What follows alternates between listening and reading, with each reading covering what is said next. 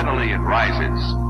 Public preference for Lincoln Continental as the symbol for today's luxury motoring. Hey, it's Jason, ODB, the Lincoln Addict, and we're going to go over this 1966 Lincoln Continental Convertible. This car ends in about a day, so I know I'm a little late to this listing review, but nonetheless, I want to go through it. Maybe you'll possibly see this before it ends, or if nothing else, like I always said, or like I always say, I do this to give you a little bit of insight into some things to look for, and it might even help potential sellers in the future based upon listing their car on a various website or site such as BAT, Bring a Trailer. This is a 66 Lincoln Continental Convertible, as I mentioned. It's blue in color. We'll talk a little bit more about the color. Has a 462, which again in 66, 67, and give or take about halfway through 68, the 462 was used before they went back, or they went to the 460. They did have 15-inch wheels, white wall tires, 4 headlights, suicide rear doors, or also known as coach rear doors, AM, FM, 8-track radio, air conditioning. The seller has had this car, give or take, about 5 years. They did some various updates, including fluid changes, exhaust components, and so on and so forth. It does have the owner's manual and a clean Colorado title. Now, at first glance, I actually love this color.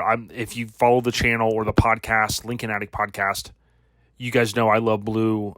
It's just one of my favorite colors. I think this color looks fantastic on this car, and it's a little bit different.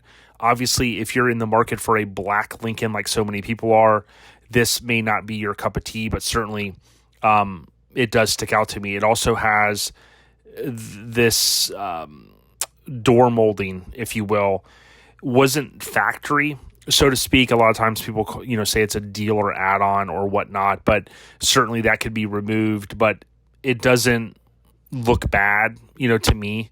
Certainly if you bought the car and you just wanted to leave it, but at how many Lincolns I look at, it does kind of stick out here on this convertible. I think it looks not bad, but it looks a little bit better on the sedans than it does on the convertible for some reason. The car was finished from the factory in dark blue metallic. Now, this is a K code, so K is technically not dark blue metallic, and I want to give you guys a little insight on this. I know someone who has a beautiful car that's going to be going for sale very soon, and he had given me the intel that when Bring a Trailer lists these various cars, not just Lincolns, they try to list it for the average buyer. They don't, they go into good detail, but they don't get over crazy. And the name of this code actually is Pitcairn Blue Metallic is the K code. Now, Pitcairn, that is a group of islands or islands in the Southern Pacific Ocean. And the only tie-in that I can think of Pitcairn Blue Metallic is the beautiful blue sea that you will see around if you Google Pitcairn, Pitcairn Islands. So I don't disagree that this is probably the right thing for them to do, because, at the end of the day, someone just needs to know it's dark blue metallic, so I understand why they do that. They received pre-paint decades ago. Features include the Lincoln ornament, the power adjustable top, so on and so forth, just kind of the normal stuff you'll see. The 15-inch wheels, they talk about the tire size, and they did mention above, I think, that in preparation for the sale, they actually got new tires put on. Again, that's a good thing, because depending on what your budget is, you don't want to have to get a car and swap the tires if they're like 30 years old. So that's good to know. What we could see here in the interior is, obviously, I don't mind this at all. These are aftermarket floor mats, but to me, they contrast fine. And if I bought this car and I was looking to cruise, I would probably just leave these. If you weren't a fan of the color, you can go to various websites and have the floor mats made. It does have the seat belts, which is good. Can't really tell if they're I'm guessing these are the factory seat belts. And it talks about the bench seats, the AM FM radio with 8-track player. I know there was some conversation about this. I could never remember if the 8-track was an option, in dash or not in these years. I've seen different things down here. Some of you guys could kind of chime in on that. I didn't check my resource before on that, but nonetheless, there is an 8-track there. Who has an 8-track? I have a couple of 8-tracks. I found at a junkyard one time, and I would definitely pop one in and see if it worked. The 2-spoke steering wheel, the normal stuff, it mentions 87,000 miles, 462. And what we can see here in the engine, we do see that it's a 3-port. So that's a good thing. It does have the, this is an upgraded air conditioning compressor. How do I know? Well, I know because I have one of these that's going to go on my 65. These are a lot lighter than the factory York air compressors, but they actually look the same. A lot of folks will upgrade and go to a Sandin, which is even a newer style, and some people, they'll kind of argue either way that the Sandin can be more efficient and makes it even cooler and this and that. Bottom line is they kept the factory look, and they just went with the newer compressor. And again, these are a lot lighter. They're apparently more efficient as well. So certainly you can get these for, I don't know, $200 to $400. I forget what the cost was. I got mine years ago. It does have the single reservoir. We can see here again, 66 and 67 are very similar in many ways on these cars, but 67 was the first year they went with a dual master cylinder, and you can see here it is a single master cylinder. Underneath the car, this is exactly this is a pretty clean one, to be honest. It doesn't look like there's any oil leaks, and these cars can be really tough to get rid of all the leaks.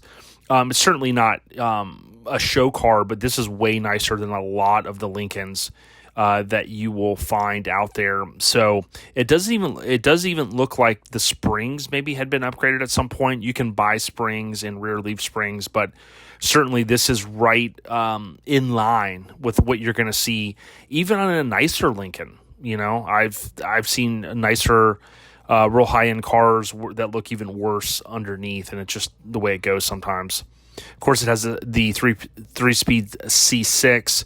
Again, I love Bring a Trailer. They break down all of the data right here, and it's typical to see a lot of this kind of washed away over the course of time where, you can no longer see some of the printing here. That's just normal, and we see that all the time. You guys probably see it here as well. We can see the dark blue metallic, which I kind of talked about, the build date, which is broken down, and it was DSO 51, which is Denver, Colorado. Let's get into the meat and potatoes. So let's look at some of the photos. What we can see here, again, you've got a wide white wall tire. May not be for everyone. Some people love the wide white wall tires. Some people go, it's not era specific because it was a skinnier line. Totally get it. That's like saying, hey, I want to buy a house, but I don't like the interior walls. Well, it's easy to repaint those. In this case, you could change the tires if you really wanted to. We can also see that it does have the option right here in the back to insert the key and to turn left or right to put the top up or down. Again, that is an option, and it was not standard, contrary to what a lot of people think. It was not a standard, feature on all convertibles. This car, to me, looks really, really good. I've talked about in the past right here. It looks like there's a screw. Now, so some of you guys would have to chime in. I've talked to a couple people about this.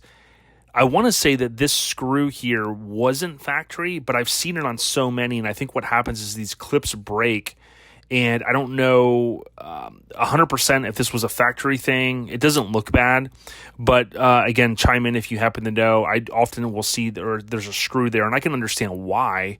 My 67 did not have it. I had a sedan, and what happens is when those clips break, this won't want to snap in and stay in place. So I always wonder if that was something the dealer went back and did back in the day, or if it was just something done by the owners.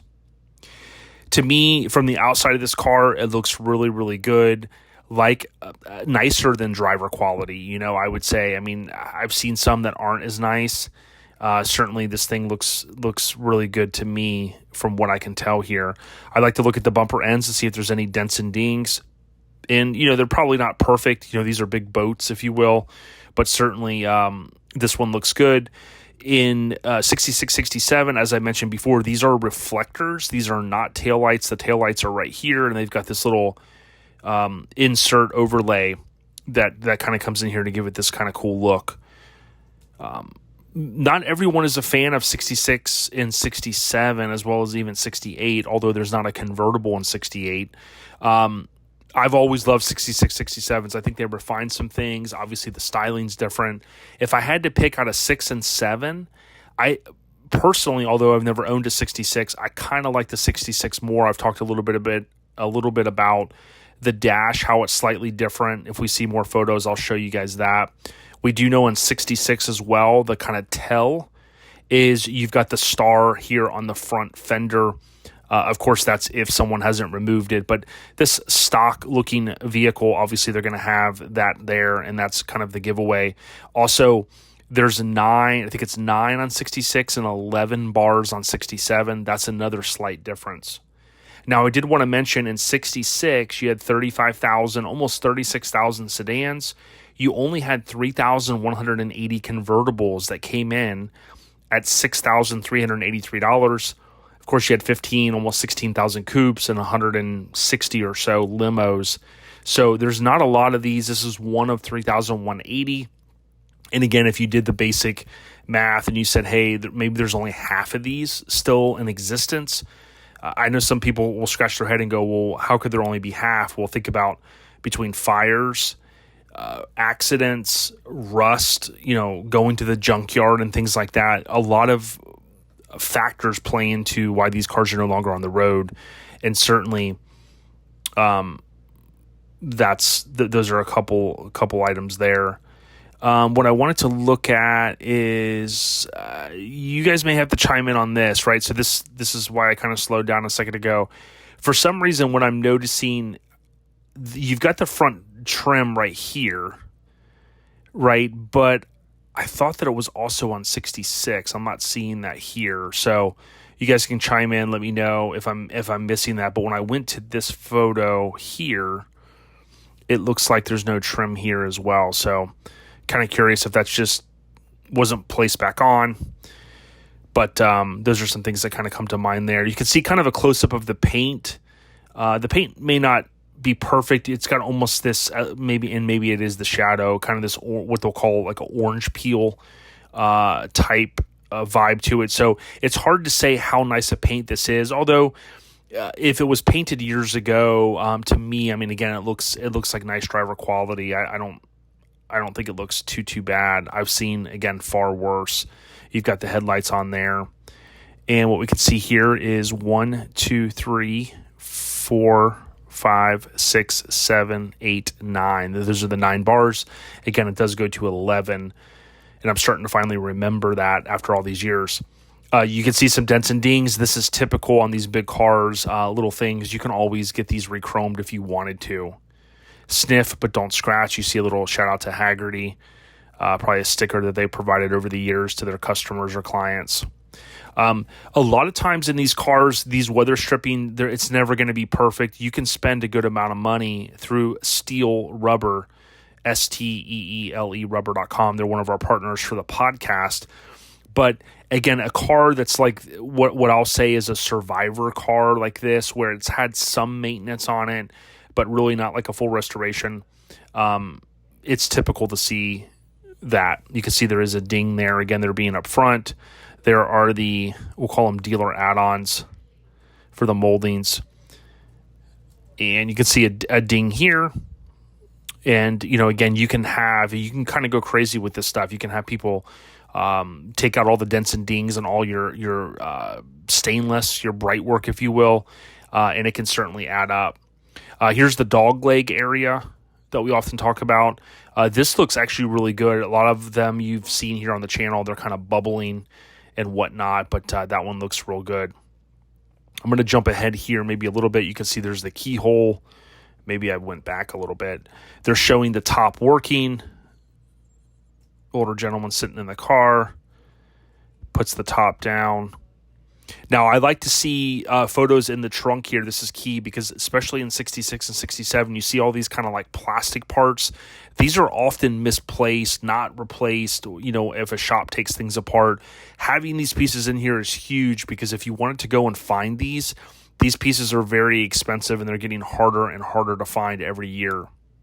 You can see the Colorado plate, the wide white wall tire, and if it's a good photo, sometimes you can even zoom in and see what the date code is. But with them saying that they recently replaced it, that's a good thing.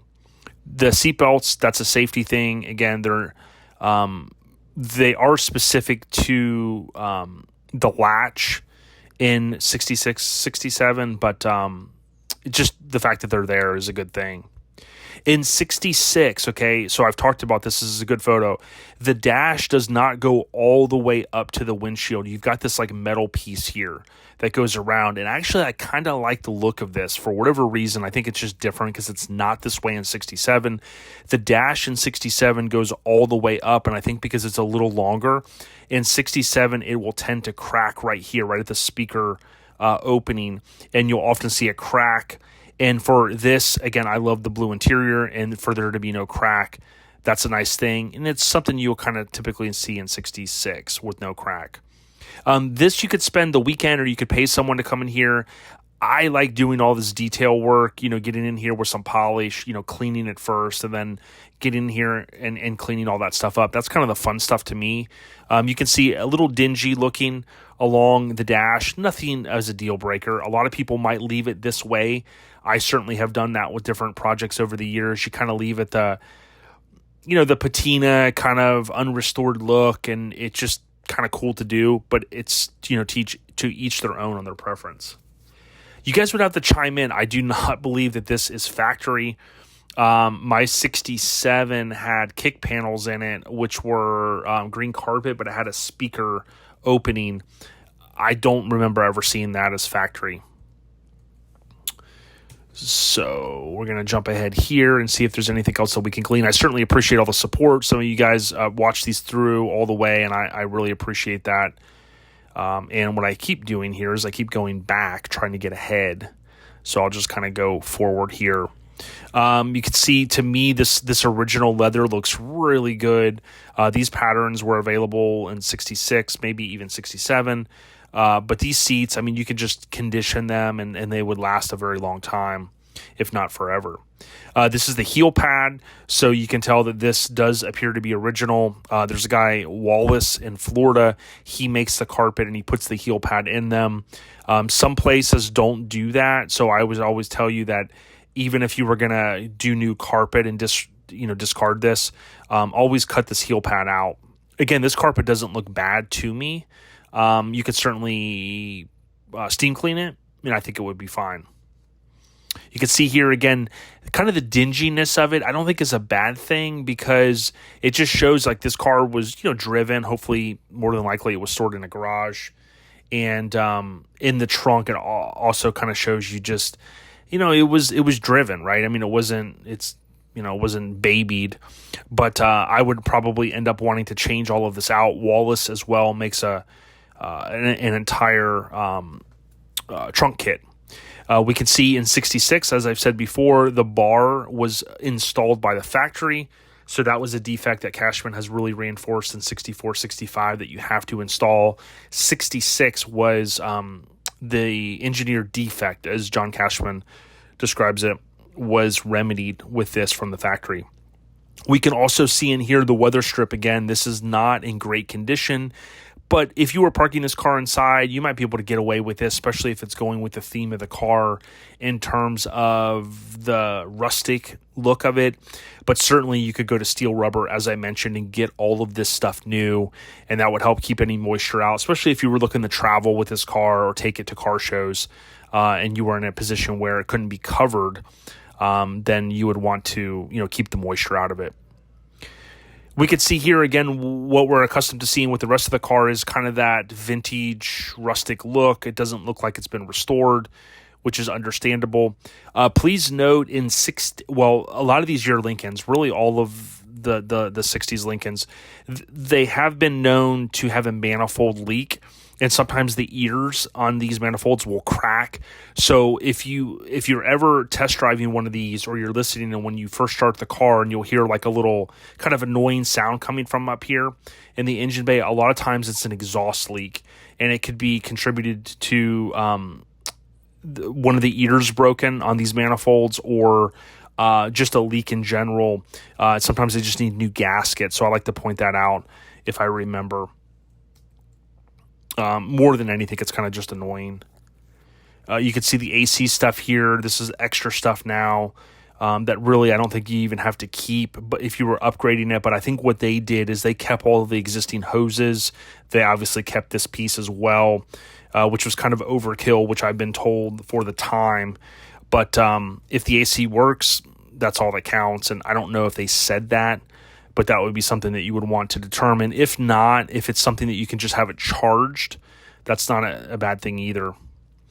Underneath it, this is the way a lot of them look. You're going to have, kind of heavy grease spots and things like that. But as far as what I can tell here, especially for a Denver DSO car, it does look pretty darn good. Speaking of 8-tracks, there's a couple there. There's the owner's manual. There's a Bible, if you will, for the car. And that about sums it up. What do I like about the listing? I mean, to me, it seems like a true Survivor car. Something that I would love to, purchase, get in, turn the key, drive, cruise, and whatnot. What could be improved with this listing is we definitely need videos. We need videos of the top working. Now, we did see photos of that, so that's better than most. We also, I would personally like to see videos of the auto drops working. Do they work? Do they not work? Do the windows work? We also know in these years that the majority, if not all, of the vent windows are electric. So not only do you have your 4 windows, but you have your 2 vent windows. So you have 6. Do they work up? Do they work down? Do they work open and closed? So on and so forth. I would even go as far as using the switch here. If I had one of these, I would want to show that the switch on the rear fender quarter panel, does it work? Does the switch on the dash work? And again, from the photos, we can pretty much tell that the top does go up and down, which is great. But I still like to see it. I like to see how quick it is. Is it the standard, about 50 seconds to 60 seconds, like John Cashman would say? Those are the things I would like to see, but certainly not a deal breaker. I would still want someone to look at the car, if possible. And I think this one will find a good home and someone will enjoy it. I believe right now it is in Colorado still, so it's probably spent most of its existence in that area. Stay on the rise, everyone. Check out Lincoln Addict Podcast, however you find podcasts, or go to LincolnAddict.com. You can find ways to listen right there on an iPhone or Android device, or you can listen right on the web at LincolnAddict.podbean.com. Thank you for the support. Take care. We're out of here.